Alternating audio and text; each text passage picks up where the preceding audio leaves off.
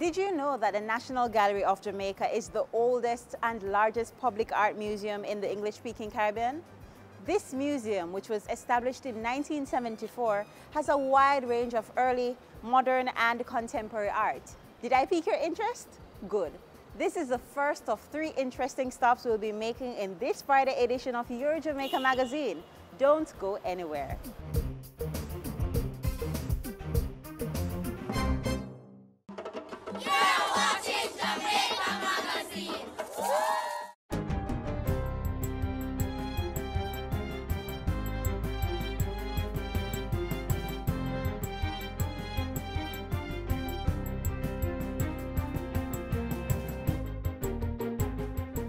Good day, I'm Stephen McHugh and this is your JIS News for Friday, August 3.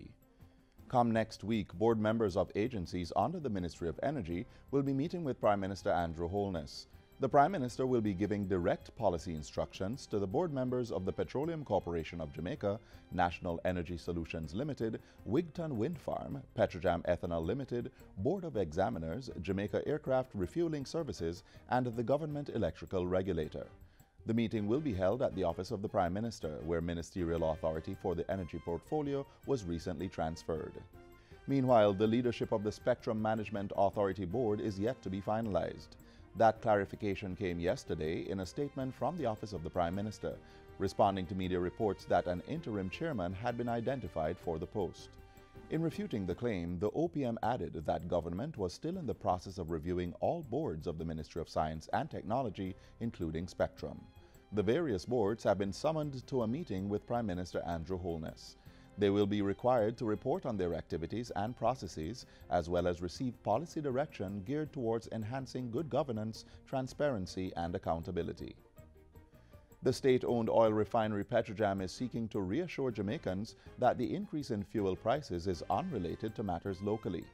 The company's general manager, Winston Watson, says world market conditions continue to determine fuel prices in Jamaica, insisting that recent movement in prices have nothing to do with the domestic issue affecting Petrojam. This week, the price of petrol increased by over $2 for the more used 87 and 90 gasoline. That movement is being attributed primarily to 2 factors, namely international political issues and the annual high-peak summer travel season across the world. The management of Petrojam insists that petrol costs have largely remained stable since the start of the year and says government has no control over fuel prices. Tax collections for the first quarter of the 2018-2019 fiscal year is 9.2% above target. Tax Administration Jamaica TAJ says preliminary figures indicate that for the April to June period, $79.9 billion was collected, more than $6 billion over the target of $73.2 billion. TAJ says this performance, which continues the positive trend recorded over the last 4 years, puts it on track to exceed the $320 billion annual target. The Revenue Authority contributes the outcome to the continuation of focused compliance strategies that began last financial year. These include closer monitoring of arrears and mandating all GCT taxpayers to file their returns online.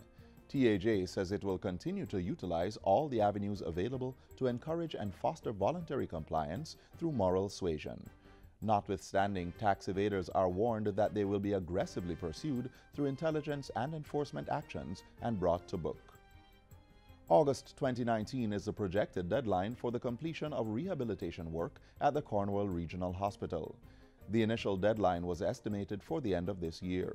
Chairman of the Rehabilitation Oversight Committee, Professor Archibald MacDonald, gave the update at a press conference on Thursday. Professor MacDonald says the comprehensive refurbishing of the hospital's main building is a huge and complex undertaking, pointing out that some level of work is underway.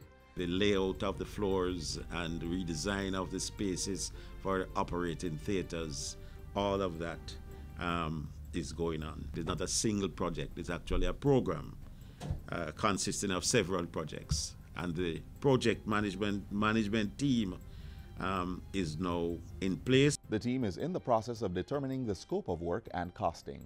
And putting together all the various agreements, engaging various consultants, structural engineers, electrical engineers, mechanical engineers, IT, you name it, as well as specialist work on the clinical side, and that they are set to work assiduously to get the job done. The rehabilitation work is projected to cost approximately $2 billion. The Oversight Committee has committed to hold monthly press briefings leading up to the August 29 completion deadline. The main building of the Cornwall Regional Hospital has been affected by noxious fumes, resulting in bad air quality at the facility. This led to the relocation of patients, staff, and services to other sections of the property and neighboring hospitals. And finally, for the first time, a standalone grand gospel concert will open the festival celebrations at the Western Independence Village at the closed Harbour Beach in St. James. The news was revealed by Director of Community Cultural Development Services at the Jamaica Cultural Development Commission, Marjorie Layden-Vernon, during a recent JIS think tank session. Ms. Vernon says the concert to be held tomorrow is an effort to meet the diverse needs of Jamaicans in this year's 56 independence celebrations. We are going to ensure that we take our celebrations to everyone in Jamaica, the entire family in Jamaica. And so we're going to do that through our many events and activities that will unfold across Jamaica in our many, many parishes. And so we're taking the one love, the one family to every Jamaican, their families, their friends, and visitors that will be joining us during the Independence celebration. The Western Independence Village will be opened from August 4 to 6. It will be the second time that Jamaicans on the western side of the island are getting their own Independence Village. And that's it for JIS News Today. I'm Stephen McHugh. Thanks for watching.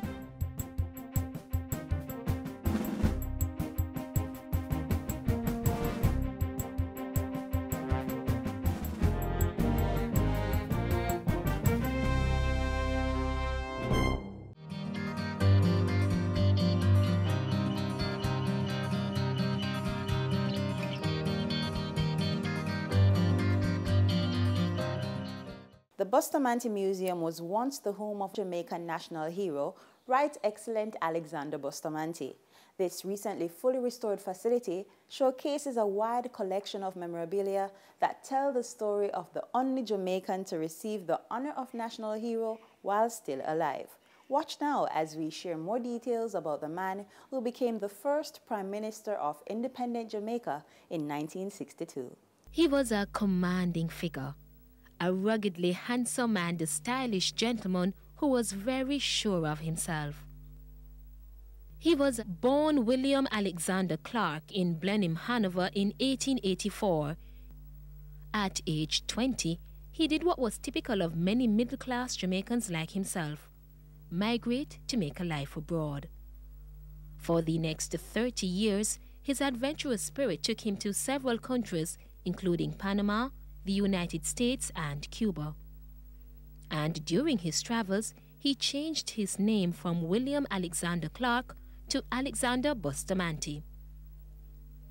In Cuba, the seeds of what later became his lifelong passion were planted as he watched Cuban workers agitate for better working conditions.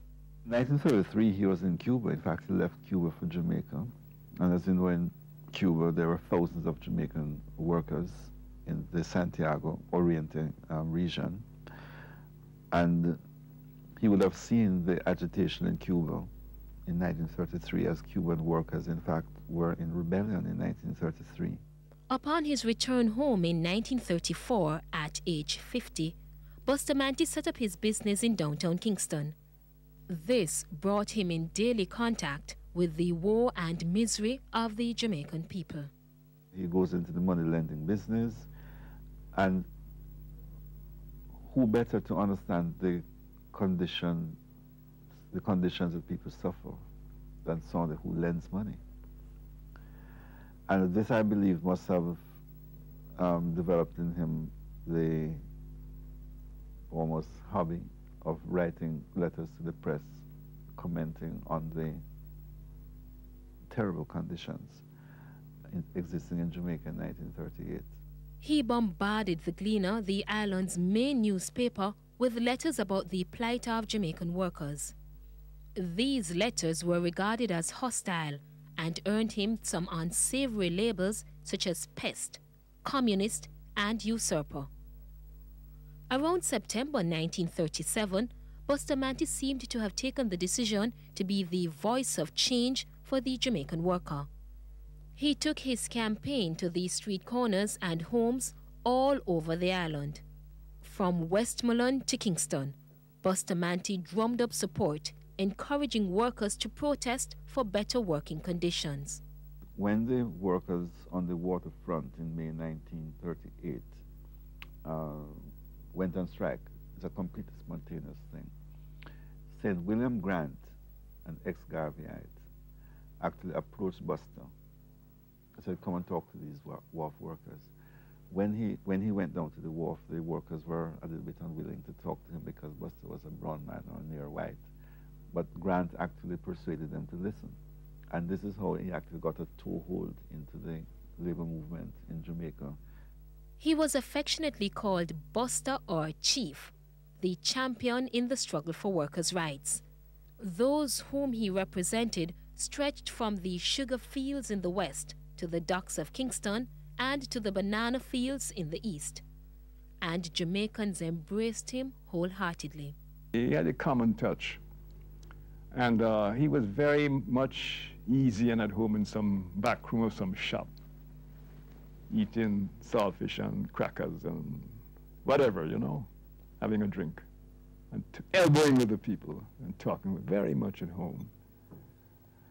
Not that he, I mean, he was always the boss, you know. I mean, Buster, I mean, he wouldn't suffer, you know, any foolishness. But he rubbed shoulders easily with people. And you see him he was a street man, street corner man, too, you know, loved to talk on the street corners, quite at home. Buster's determination to represent the workers made him a thorn in the side of the colonial authorities. His now famous battle cry, "Shoot me, but let my people go," made him a hero in the eyes of those he represented. The workers' confidence in him translated into mass support for the Bustamante Industrial Trade Union, which he formed in May 1938. In no time, it was a tremendous success. It was a blanket union which would have incorporated people of all occupations, laborers, artisans, wherever. And they kept the fees fairly low for membership, and I think that helped. And it certainly became up to 1948 or so, it was the largest trade union in Jamaica. The support also spilled over into the Jamaica Labour Party, which Buster formed in 1943 to compete in the 1944 election, the year of universal adult suffrage. The fact that he swept the elections, I think, is part of an indication of the strength of the BITU and how well he himself was personally known throughout the island. Buster's success in the election carried over to the next election, and he won a second term in office in 1949. He became Jamaica's first chief minister and started the work to get Jamaica to become a part of the British West Indian Federation. Jamaica became a member in 1958 during the term of office of the other political party, the People's National Party. However, Buster later changed his mind about Jamaica being a part of the Federation, as he felt that it would drain Jamaica's resources to help the other British territories. I think in principle a little bit reluctant to believe that the Federation had the resources to be viable, because there are times they refer to the Federation of Paupers. We're all poor people. And I think he also projected the image of a federation in which Jamaica's resources would be drained to assist islands which are even poorer than us. So everybody will become poor. This was his kind of thing. But I don't think that the intention was ever to create antagonism between Jamaica and the rest of the Caribbean. Buster again took up the role of the defender of the Jamaican people, who backed him when they voted by a referendum to withdraw Jamaica from the Federation and start Jamaica's move towards independence. His political first came again when the JLP won the 1962 election. At age 78, Bustamante was named the first Prime Minister of an independent Jamaica. 2 years later, due to illness, he left the political scene and in 1967 retired from public life. Bustamante's detractors have almost suggested that he was very limited intellectually. But there's really not any evidence of that, you know. There is really no evidence to suggest that he was intellectually incompetent. What is true is that Norman Manley was acknowledged to be such a brilliant law practitioner in the law that he seemed light years ahead of Bustamante, but he's ahead of everybody else too. No, I don't think he was as limited as some people make out, and I think he was able to grasp important issues and to deal with them head on. The nation's highest honor, National Hero, was conferred upon Alexander Bustamante in 1967. Here again, he created history, being the only person to have received this honor while still alive. We have often mocked the Jamaican people by saying that what they're looking for is a messiah. So what? Why shouldn't they look for a messiah? And what the word messiah really means to them was a champion, a bodyguard, a champion. And I think what the Jamaican people have always wanted is the kind of leadership, especially in the old days, that would be able to take them out of the gross difficulties under which they labored, lift them out of it, give them a vision and hope of where they ought to go. You can't abandon people and say, shift for yourself. You have to bring them together and give them that leadership and vision about themselves and their country. Bustamante lived for 10 years after, basking in the rewards of his labor. Today, there are numerous monuments that honor his memory and the part he played in the history of this nation. Alexander Bustamante died on August 6, 1977, 15 years to the day that he stood proudly to witness his ultimate success for the Jamaican people, independence. Regardless, that's the name of the Right Excellent Norman Manley's last place of residence in Kingston, which will soon be transformed into a museum. The Washington Drive dwelling, which stands behind me, became his home in 1962 after he sold Drumblair. To learn more about Manley's life journey, let's take a walk down memory lane.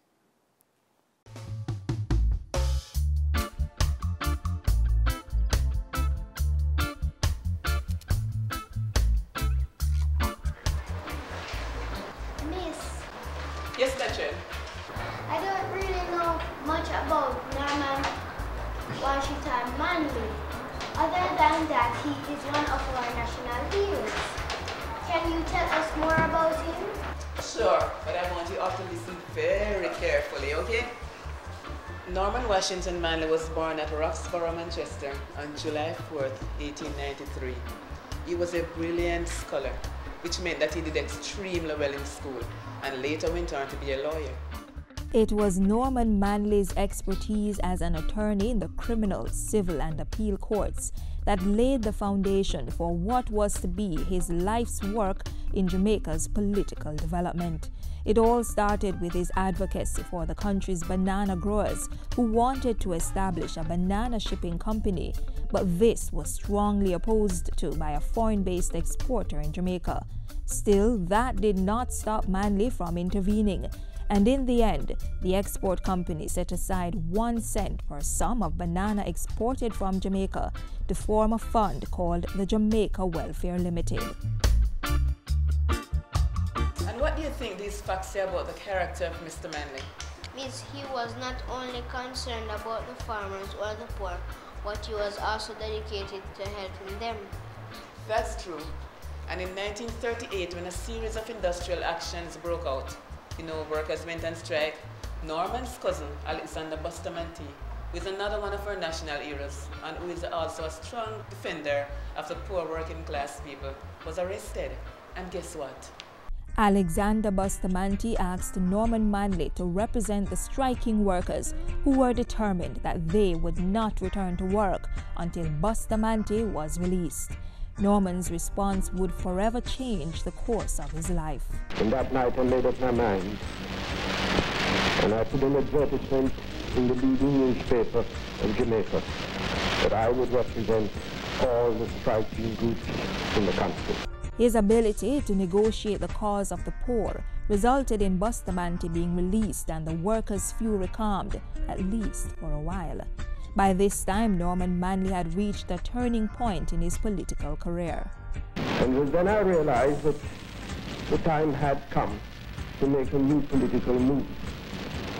We had had 300 years of British rule without self-government, and it looked as if it was about time we started to take an interest in our own affairs.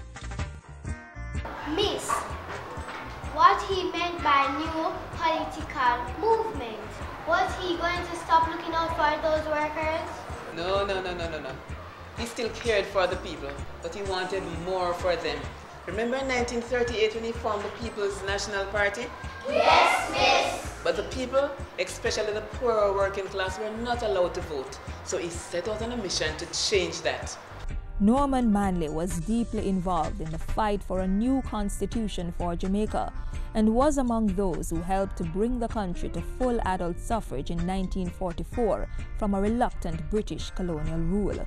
Manley strove for self-government in a climate that was largely hostile to the idea, and after Jamaica withdrew from the Federation of the West Indies, he set up a joint committee to decide on a constitution for separate independence for Jamaica.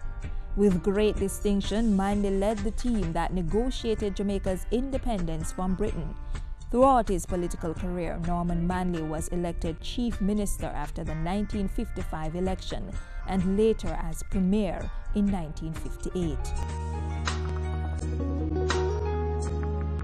Are you enjoying the story so far, guys? Yes, miss. Miss, what can you tell us about his personal life? He was married with children, one of whom is Michael Manley, and he later became the Prime Minister of Jamaica. Although Norman Manley led a busy life, that did not prevent him from finding the love of his life. And sometime between taking up his Rhodes Scholarship to the Oxford University in England and enlisting in the British Army during the First World War, he met and fell in love with Edna Swithenbank. She was an artist and sculptress, and in addition to Michael, the two had another son, Douglas, who also served as a government minister. While helping to create a multi-party system in Jamaica, Norman Manley made the needs of the people the focus of the government. After giving exemplary service to his country, Norman Washington Manley retired from politics in July of 1969. He died in September of that same year at the age of 76, and thereafter was declared a national hero. Well, students, that's all the time we have today to talk about our national hero, Norman Manley. Sadly, we have come to the end of our class, but I have some pictures I would love to share with you.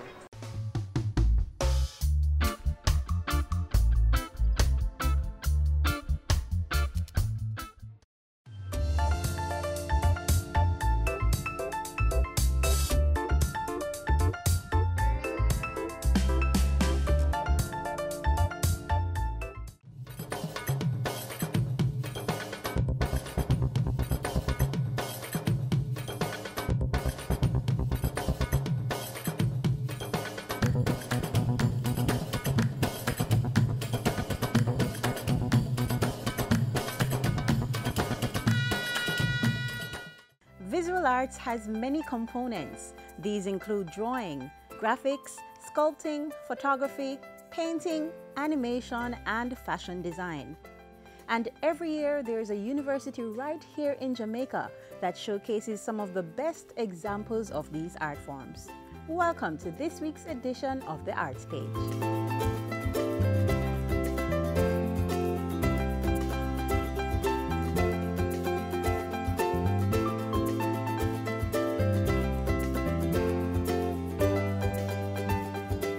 core to what we do is to ensure and try to get the students into that headspace that exiting, you are an artist, yes, and so your work, even how it's situated now for presentation, speaks across boundaries in terms of discipline. So you would have evidenced individuals whose work came out with a sculptural interpretation from a painting department. So it's using different languages from different medium to create a visual expression, yes? That is unique to that student's interrogation of their particular theme and ideas. So what I've done is to separate the human from the universe to show how we become self-indulgent, disconnected. So it's universe, human, universe, human, human, universe. I did this project for us to become more aware.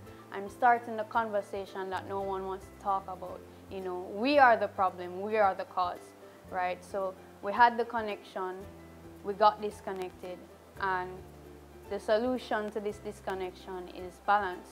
We can't keep taking from the environment and not giving back. This is capturing their thoughts, and in order to capture thoughts, you need to close the eyes and think, right? And this is just capturing their stories, and because most people tend to use tattoo because of life experience. Most tattoo shops in Jamaica are small and congested. Inking tattoo studio is just here to erase all of that. Erasing all those bad perceptions people have about a congested area. Pushing forth a luxurious environment for tattoo lovers. If you wear a nice dress and the tattoo is in the way, you can just come purchase a cover-up. It's like how long it lasts? It's 24 hours and it's waterproof.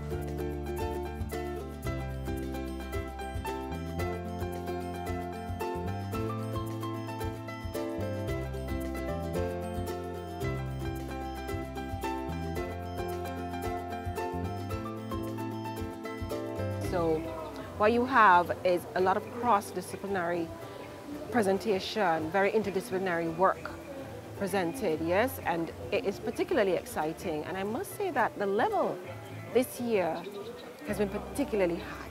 On the left side of the mural, for 8 panels, you have that evolutionary perspective. On the right side, for 8 panels, you have that creation perspective.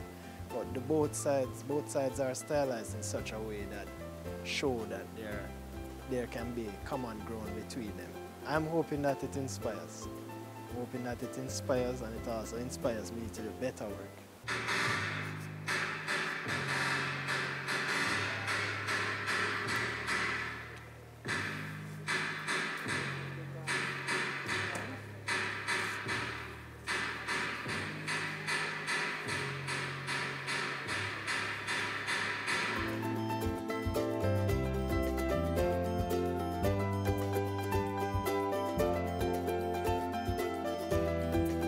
The displays did not just appeal to the sight through the use of print, colors, shapes, textiles, and light, or lack thereof. They also appealed to hearing in the form of animation.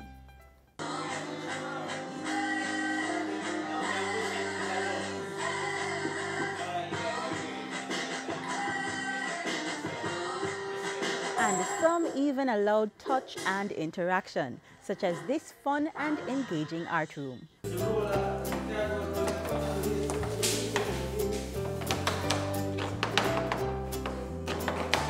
The quality and the refinement of their processes has been particularly, beyond our expectations in a lot of instances. And I do believe that these students, we have given them the opportunity to be able to step out of this space into any other space and represent themselves well.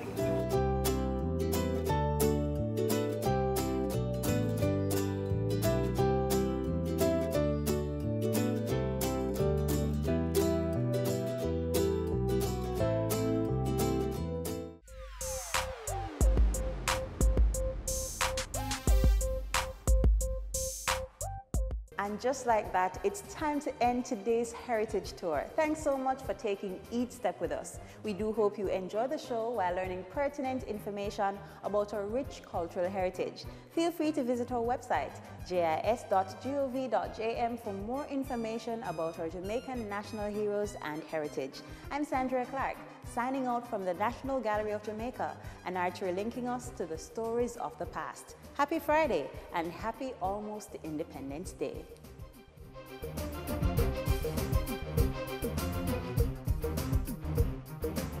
This has been a production of the Jamaica Information Service, the voice of Jamaica.